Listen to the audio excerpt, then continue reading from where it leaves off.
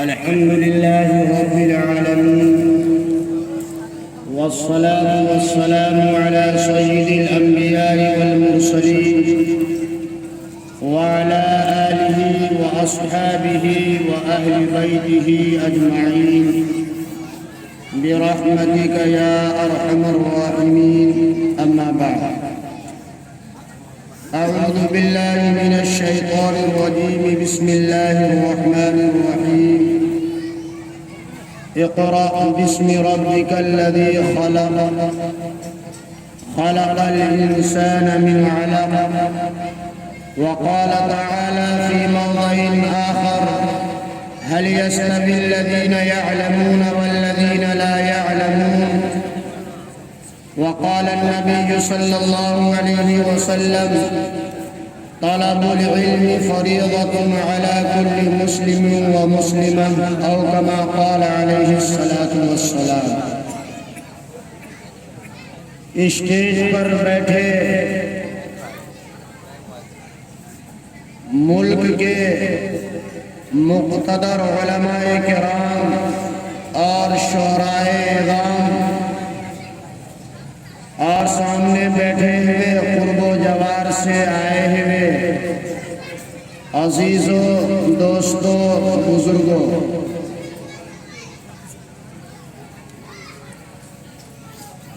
آج جامعہ سلمان فارسی کا یہ عظیم الشان اجلاس بعنوان تعلیمی بیداری و اصلاح معاشرہ، اللہ اس اجلاس میں آنے والے علماء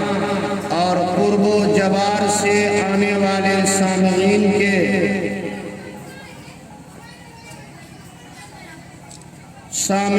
کو شرف قبولیت سے نوازے. دوستو، ہم جس خطے میں، جس علاقے میں رہتے ہیں اسے سیمانچل کا علاقہ کہا جاتا ہے. سیمانچل کا علاقہ ایک زرخیز علاقہ ضرور ہے، لیکن اس علاقے میں زیادہ تر غریب، کسان، مزدور طبقے کے لوگ رہتے ہیں. اپنی غربت و افلاس کی وجہ سے یہاں کے ذمہ دار، یہاں کے سرپرست حضرات اپنے بچوں کو اعلیٰ سے اعلیٰ تعلیم نہیں دلوا پاتے، لیکن احسان ہے اس پاک پروردگار کا کہ سیمانچل کے علاقے میں جگہ جگہ مکاتب اور جگہ جگہ مدارس اور چھوٹے چھوٹے کانوینٹ کی شکل میں پرائیویٹ اسکول اور مدارس کا ایک بہت جال بچھایا ہوا ہے. میرے محترم بزرگوں اور دوستوں، اب تو دیکھنے کو یہ ملتا ہے کہ ہمارے سیمانچل کے علاقے میں آج سے 10-15 سال پہلے جو اپنے بچوں کو حافظ اور عالم بنانے کا شوق اور جذبہ تھا، ایک لگن اور کڑھن تھی، میں اب دیکھ رہا ہوں کہ سیمانچل والوں سے وہ شوق و ذوق، وہ جذبہ، وہ لگن ختم ہوتا جا رہا ہے. ابھی 25 سال پہلے کی بات ہے، 1994 میں جب میں پہلی بار 9-10 سال کی عمر میں اپنے علاقے سے دیوبند کے لیے جا رہا تھا، تو ہمارے پڑوس میں، محلے میں عورتیں اکٹھا ہو جاتی تھی. چچی، تائی، خالہ، پھوپھی اور چچا تاؤ، بڑے بوڑھے سب سر پر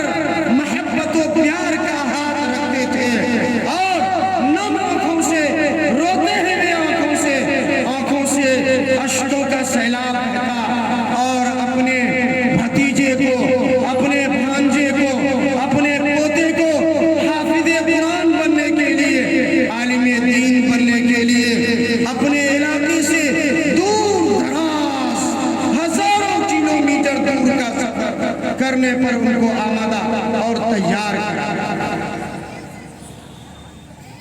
میرے محترم بزرگوں اور دوستوں، لیکن آج کل یہ دیکھنے کو مل رہا ہے کہ اپنے علاقے سے پہلے جو شوق تھا، پہلے جو جذبہ تھا، پہلے جو ایک ماحول تھا، ایک فضا تھی کہ ہر گھر سے گارجن ان کے سرپرستوں میں یہ امنگ تھا کہ میرا بچہ بھی حافظ ہو جائے، میرا بیٹا بھی عالم دین بن جائے۔ یہی جذبہ، یہی شوق ہے۔ الحمدللہ میں اپنے گھر میں 4 بھائیوں سے ہوں، 3 بھائی اس ادارے سے، اس سرزمین سے ہم نے تعلیم حاصل کی جس سرزمین میں ہندوستان کے اکثر مدارس کے طلبہ ان کی دلی خواہش ہوتی ہے میں بھی دارالعلوم دیوبند کے احاطے میں جا کر کچھ دن وہاں کے اساتذہ، وہاں کے اکابر اور وہاں کے اسلاف کے سامنے بیٹھ کر علم حاصل کرتا ہوں۔ لیکن آج کل اپنی نظروں سے اپنے محلے کو، اپنے بستی، اپنے سماج، اپنے عزیز و اقارب، اپنے رشتہ داروں کی خبر لیجئے کہ ہمارے عزیز کے گھر سے یا ہمارے محلے سے یا ہمارے سماج سے کتنے بچے حافظ یا عالم بننے کے لیے جائیں۔ بڑے افسوس کی بات ہے میرے محترم بزرگوں اور دوستوں، یہ سیمانچل میں جگہ جگہ مدارس کا جال، مکاتب کا جال، پرائیویٹ اسکولوں کا جال جو بچھایا ہوا ہے، یہ میں سمجھتا ہوں بہت بڑا قدرت کا احسان ہے۔ اپنے معصوم بچے اور اپنی معصوم بچیوں کو ان کی زندگی میں اللہ اور اللہ کے رسول کی عظمت اور ان کی بڑائی ان کے دلوں میں پیدا کرنے کے لیے بہت سے مدارس کا جال جو پھیلایا ہوا ہے، آپ حضرات ان کی قدردان کریں۔ آج ایسی بھی جماعت ہے، مسلمانوں میں بھی ایک طبقہ ایسا ہے جو مسلمانوں کو علماء سے دور کرنے کی کوششیں کر رہا ہے۔ جب عوام کا علماء سے، مدارس سے، ائمہ سے اور علماء سے رشتہ ختم ہو جائے گا، دوستو پھر اپنا انجام سوچ لینا کہ ہمارا حشر کیا ہوگا۔ جب مدارس میں حکومت ہند تو چاہتی ہی ہے، دشمنان اسلام تو چاہتا ہی ہے کہ ان مدارس کو بند کر دیا جائے، مسجدوں میں تالے لگا دیے جائیں، اسلام کو مٹا دیا جائے، قرآن کو ختم کر دیا جائے، داڑھی اور کرتے والے کو اس ملک ہندوستان سے ہٹا دیا جائے۔ میرے محترم بزرگوں اور دوستوں، اگر آپ نے ان مدارس کو بچانے میں، ان مدارس کے بقا اور تحفظ میں آپ نے اپنا خون اور پسینے کی قربانی نہیں دی تو دوستو یاد رکھنا، اگر یہ مدارس نہ بچے، یہ علماء نہ بچے، یہ مکاتب نہ بچے، یہ مساجد نہ بچے تو تمہاری اولاد مرتد ہو جائے گا، دین اسلام سے پھر جائے گا، مسجدوں میں تالے لگا دیے جائیں گے۔ یہ مدارس ہی ہیں، یہ مکاتب ہی ہیں، یہ علماء ہی ہیں جنہوں نے اس ملک کو آزاد کرانے میں اپنے بیوی بچوں کو قربان کیا، پھانسی کے پھندے پر ان کو لٹکایا گیا، اور انہی علماء اور مسلمانوں کی قربانی ہے کہ 1947 کو ہمارا ملک ہندوستان انگریزوں کی غلامی سے آزاد ہوا۔ میرے محترم بزرگوں اور دوستوں، ضرورت اس بات کی ہے، آج ہر آدمی چاہتا ہے میرا بچہ کامیاب ہو، میرا بیٹا کوئی بڑا آدمی بن جائے، ملوں کا مالک ہو جائے، بنگلوں کا مالک ہو جائے،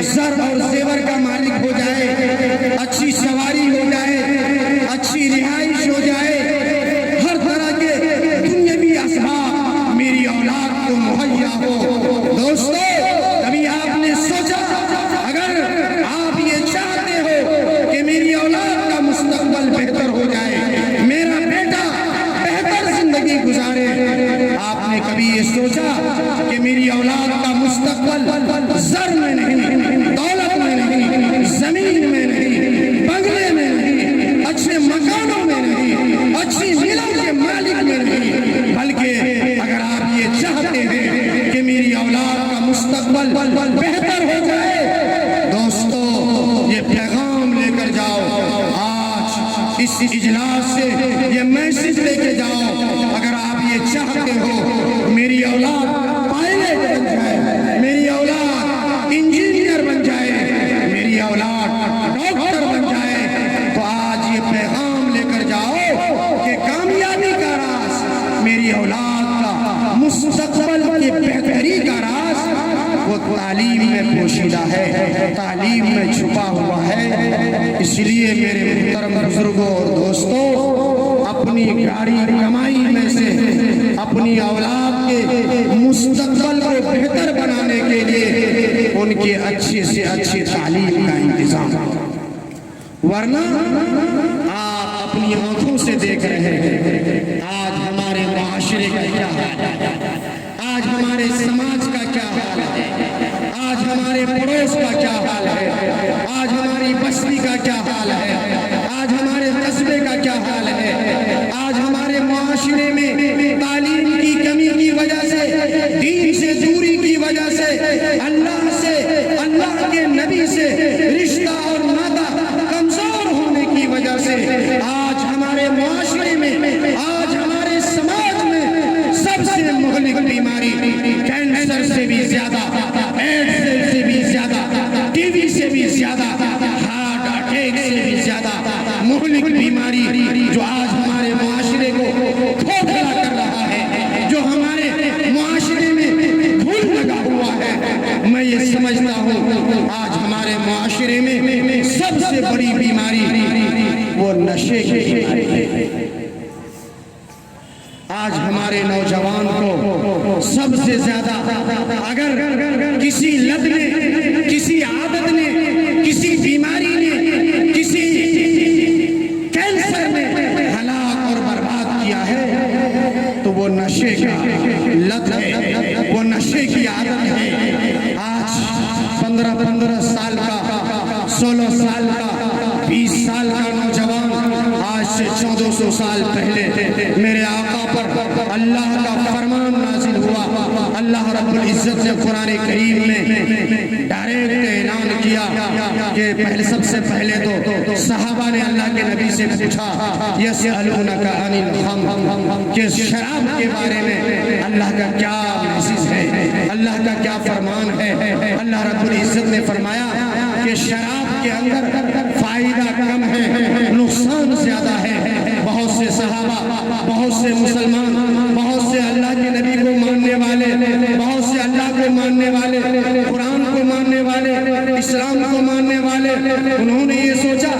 ایسی چیز کو استعمال کیوں کریں جس میں نفع کم ہو اور نقصان زیادہ ہو۔ تو بہت سے مسلمان، بہت سے صحابہ شراب پینے سے باز آ گئے، لیکن ابھی تک شراب حرام نہیں ہوا تھا، اس لیے شراب پی رہے ہیں۔ ایک مرتبہ بعض صحابہ نے شراب پی اور نماز کا وقت ہو گیا، نماز میں گئے، نماز پڑھائی، کچھ سے کچھ پڑھ دیا۔ اللہ رب العزت نے قرآن کریم میں نازل فرمایا کہ جب تم نماز میں جاؤ لا تقربوا الصلاۃ وانتم سکارا، کہ حالت نشہ میں شراب پی کر، تاڑی پی کر، کوریکس پی کر، گانجا پی کر، افیم کی گولی کھا کر تم نماز میں مت جاؤ۔ بہت سے صحابہ نے سوچا کہ شراب نماز کی حالت میں حرام ہے، بقیہ وقت میں پینا جائز ہے۔ کچھ صحابہ رکے،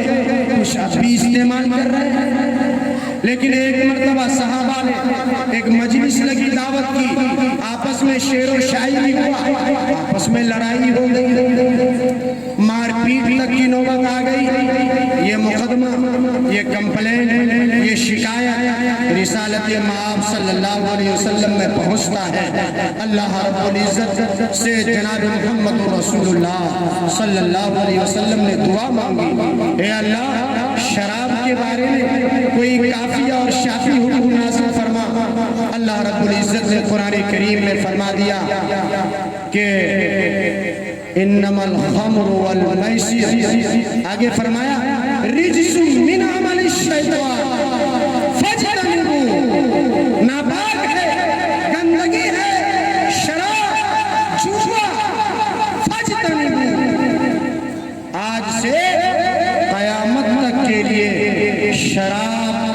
استعمال کرنا، شراب کا کاروبار کرنا، شراب کو پینا، بنانا، سب کے سب حرام ہے، حرام۔ علماء مفسرین نے لکھا ہے